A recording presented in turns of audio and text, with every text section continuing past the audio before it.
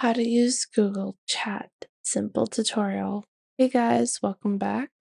In this video, I'll be showing you guys how you can get started with Google Chat. So let's get into it. Now, what exactly is Google Chat and what is the purpose of it? Now, Google, like any other social media platform, was initially meant to be for communication, sharing, and Google used to be a lot different way back when it was actually created. And they also had their own integrated chat feature called Google Chat. Google Chat has now come a really long way and it has been converted more so to a extension of your Gmail mailbox. I personally use Google Chat to just take my primary communications that are on email, and if I want to make them slightly less formal, then I can go on ahead and use Google Chat for that. So to jump right into Google Chat, simply go into the top right and click on the Google Apps.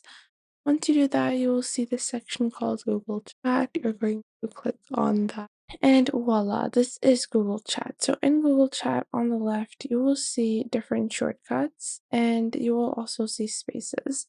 Then on the center, you have your basic preview section where you can send messages, collaborate on projects, and find different tools to upgrade your workflows. Then on the right, you have your calendar, keep, tasks, and contacts. And you can click on new chat and you can get started with chatting on Google. This entails sending messages to a space, browse spaces, find apps, and message requests. So you can go into the Browse Spaces section to actually look around for different spaces that might be in your Google community.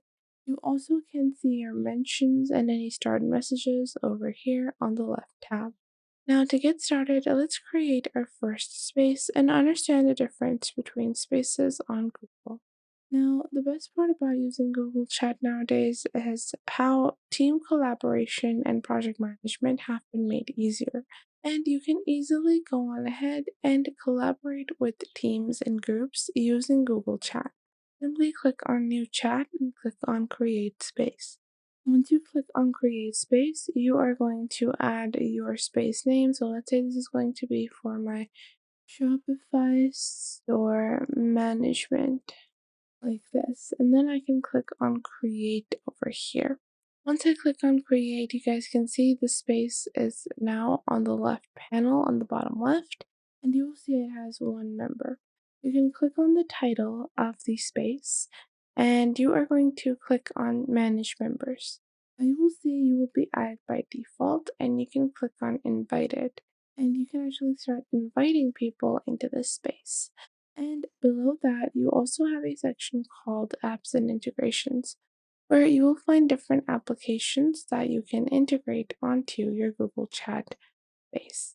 Now, on the right, you will also find active threads as well as exiting your full screen so you can easily chat with your store management team on the go. Then you also have features such as your search section where you can search for a specific keyword within your messages on Google. Now, after that, you can also share files and assign tasks directly on Google. And for some people, assigning tasks might be a bit confusing. So, Google now has their own project manager, and you can have simple task generation with Google Tasks as well. So, without having to install any fancy third party app, you can click on Assign Tasks, and now tasks will be created for your space. Once you create tasks for your space, click on Add Space Task, and you can start adding the title of your task. So, let's say have to find a good Instagram product launch strategy like this. So this is the title, and then I can add a specific date and time for when it is due, and then I can assign this to a certain person as well. We can also go into the details to add more detail about the task at hand. And now this is going to be a task in my space on Google.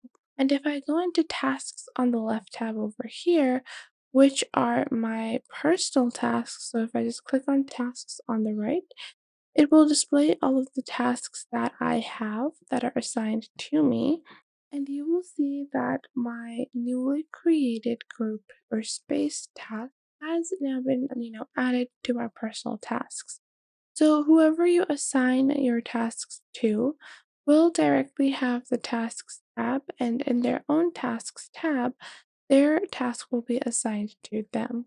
Now, moving on ahead, let's go on ahead and start customizations onto our basic group space on Google.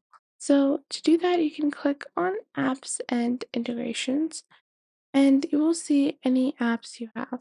Click on Add Applications, and you can see some recommended applications that are very frequently used with Google Chat.